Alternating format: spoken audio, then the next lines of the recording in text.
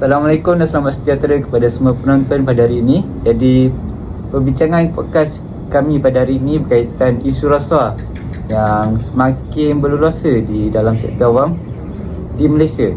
Jadi, tanpa menyia-nyiakan masa lagi, saya akan perkenalkan diri saya terlebih dahulu. Saya Hakim Imran bin Azmi dan ini Tuan Roberto, Tuan Abraham dan Puan Sarah.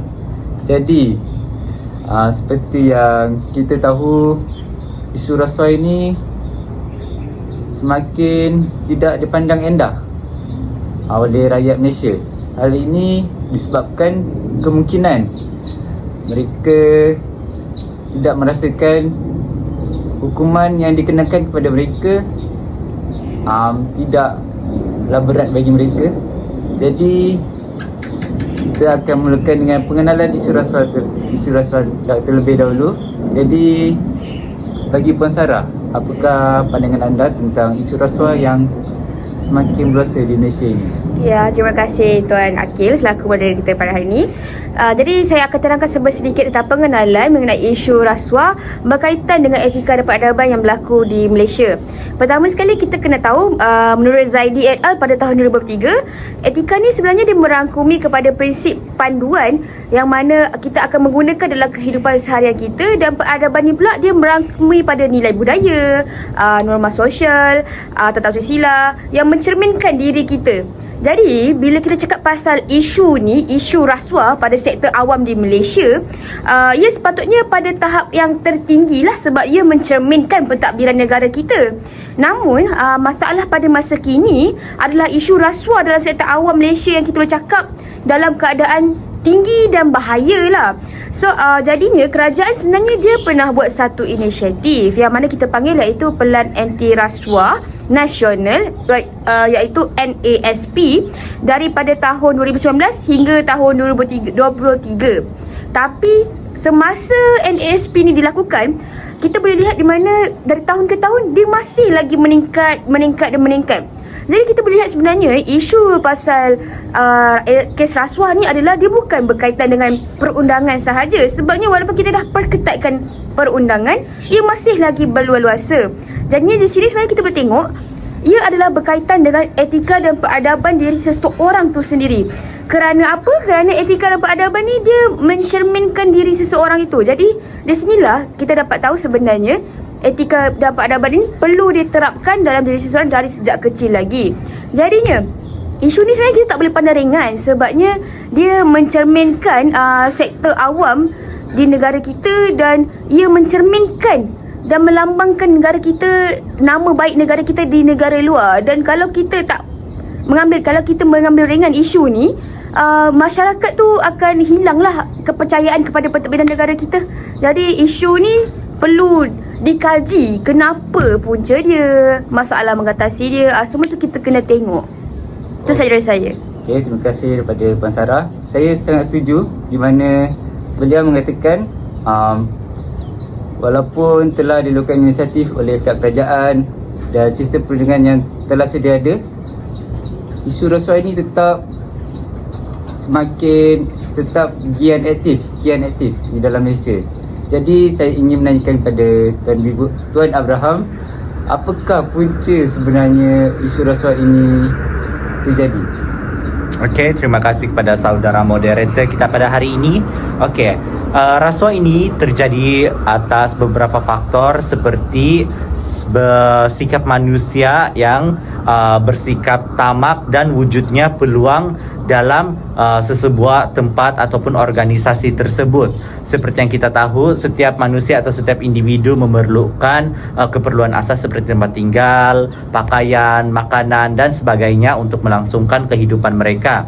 Jadi oleh kerana ketamakan dalam diri mereka itu memakan diri sendiri, maka mereka sanggup melakukan apa sahaja seperti rasuah untuk mendapatkan apa yang mereka inginkan.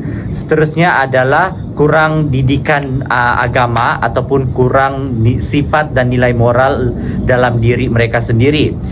Sekiranya setengah individu ataupun masyarakat mengalami kekurangan didikan agama ataupun nilai moral dalam diri mereka, maka mereka tidak akan takut untuk melakukan apa sahaja jenayah seperti rasuah, kerana sifat moral akan membentuk peribadi yang lebih baik dan tidak akan melakukan jenayah seperti rasuah. Seterusnya, sesetengah individu atau masyarakat tidak mengamalkan sikap berintegriti. Sikap tidak berintegriti ini sama juga seperti tidak amanah dalam melakukan kerja dan melakukan perkara-perkara yang tidak baik dalam sesebuah perkara seperti pekerjaan mereka atau sebagainya.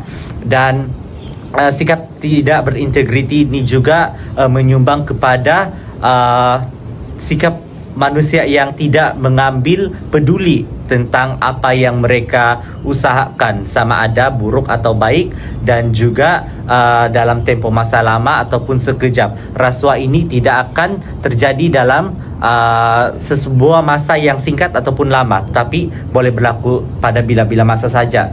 Seterusnya, antara faktor yang menyebabkan rasuah ini, antara faktor yang tertinggi di Malaysia adalah kadar bayaran gaji yang tidak mencukupi.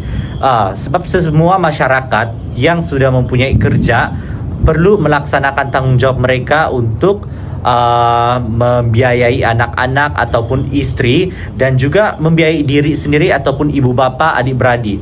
Oleh kerana kadar gaji mereka yang tidak mencukupi, mereka sanggup melakukan apa sahaja untuk memenuhi keperluan dalam hidup mereka, walaupun mereka harus menjalankan rasuah.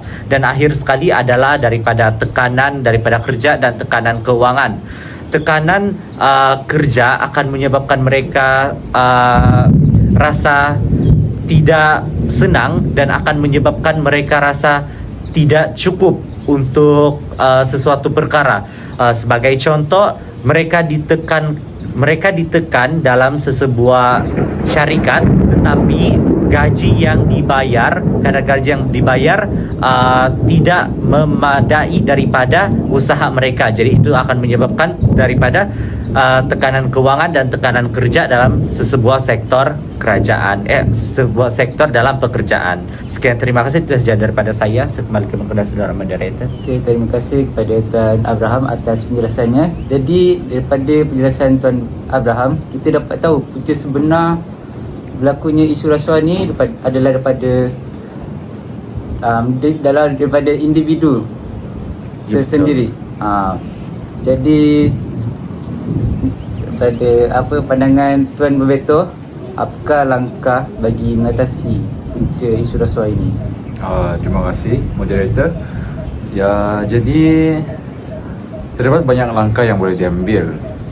Namun inisiatif kerajaan yang baru saja dijalankan pada tahun lalu, iaitu strategi anti rasuah nasional ataupun lebih lagi dikenali sebagai NSCS. Ianya telah dijalankan dan terdapat banyak strategi di dalam strategi tersebut. Contohnya, strategi pertama yang dijalankan adalah dari sektor pendidikan, yang mana kerajaan telah mengenalkan isu tentang rasuah daripada masa sekolah rendah dan juga di subjek sekolah menengah. Antara agensi peneraju sub-strategi ini adalah Kementerian Pendidikan Malaysia. Selain itu, langkah lain yang boleh diambil adalah dengan menaikkan kadar gaji penjawat awam. Apa kata yang saudara Abraham katakan tadi, punca rasuah ini adalah daripada kadar gaji yang rendah yang membuatkan orang terdesak untuk membeli keperluan hidup. Jadi dengan adanya kadar gaji yang tinggi ini, mungkin isu rasuah ini mereka akan lebih berfikir lebih panjang sebelum melakukan rasuah ini.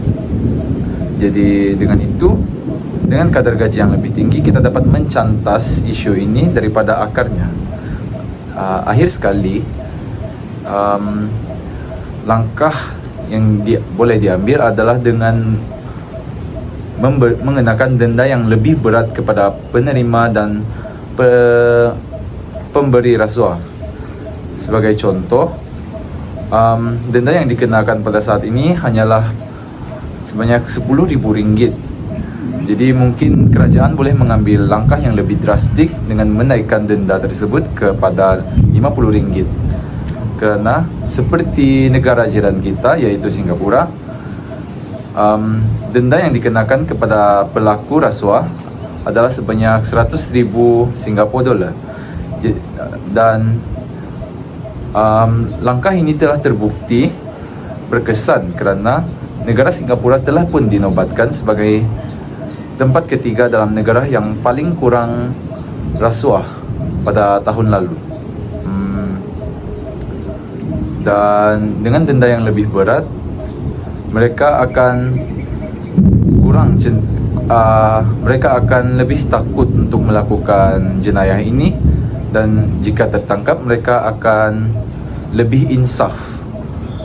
Sekian daripada saya. Kembali ke moderator. Okay, terima kasih kepada Tuan Bebito. Jadi setelah kita dengar daripada pengenalan daripada Tuan Sarah, punca dan langkah, saya ingin rumuskan di mana isu rasuah ini tidak boleh diatasi dengan sekadar sistem perundangan. Sistem perundangan, inisiatif daripada pihak kerajaan. Namun hakikatnya perkara ini perlu diatasi daripada diri sendiri, di mana seperti yang dikongsikan oleh Tuan Mibut, punca sebenarnya ialah sifat Tuan Abraham. Maafkan saya, punca sebenarnya adalah daripada sifat tamak dalam diri, kurang didikan agama, tidak berintegriti, gaji yang rendah dan tekanan yang dihadapinya. So, jadi langkah bagi mengatasi isu rasuah ini yang dikongsikan oleh Tuan Bebito, yang pertama, pihak sekolah boleh menekankan lagi tentang anti rasuah dalam pelajaran sekolah. Seterusnya, pihak kerajaan boleh meningkatkan lagi gaji kepada pekerja-pekerja di Malaysia. Dan akhir sekali, yang bagi saya paling efisien, di mana pihak kerajaan perlu mengenakan denda yang lebih berat kepada pemberi dan penerima rasuah, agar mereka akan rasa terbeban apabila mereka dikenakan denda tersebut. Jadi itu sahaja pada perbincangan kami pada hari ini. Terima kasih. Terima kasih. Terima kasih.